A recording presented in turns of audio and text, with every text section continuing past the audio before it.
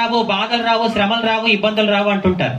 అలా మీకు ఎవరైనా చెప్తున్నారు అంటే వినండి, అది తప్పుడు బోధ. యేసు ప్రభు నమ్ముకున్న తర్వాత నీ జీవితంలో ఏ కష్టము రాదు, ఏ బాధ రాదు అని చెప్పి ఎవరైనా మీకు చెప్తున్నారా వినండి, అదంతా కూడా ఫేక్ గాస్పల్.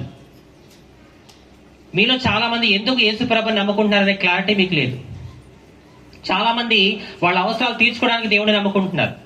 గుర్తుపెట్టుకోండి, మీ అవసరాలు తీర్చుకోవడానికి మీరు దేవుడిని నమ్ముకున్నారా, అవసరం తీరిపోయిన తర్వాత మీలో చాలా మంది యేసుని విడిచిపెట్టే ఛాన్స్ ఉంటుంది. ఒక మాట నన్ను చెప్పనివ్వండి, యేసు ప్రభుని నమ్మకక ముందు కష్టాలు బాధలు వస్తాయి, యేసు ప్రభుని నమ్ముకున్న తర్వాత కూడా కష్టాలు బాధలు వస్తాయి. మీరు అడగొచ్చు, అదేంటి అంజలి, యేసు ప్రభుని నమ్మకక ముందు కష్టాలు బాధలు వస్తాయా, యేసు ప్రభుని నమ్ముకున్న తర్వాత కూడా కష్టాలు బాధలు వస్తాయా, మరి ఏమి లాభం నీ యేసుని నమ్ముకొని? పూర్తిగా వినండి చెప్పేది. యేసు ప్రభుని నమ్మకక ముందు నీకు కష్టాలు బాధలు వస్తాయి కదా, వాటిల్లో నీకేం చేయాలో నీకు అర్థం కాదు. కానీ యేసు ప్రభుని నమ్ముకున్న తర్వాత నీకు వచ్చే శ్రమల్లో బాధల్లో నువ్వేం చేయాలో దేవుడు నీకు నేర్పిస్తాడు.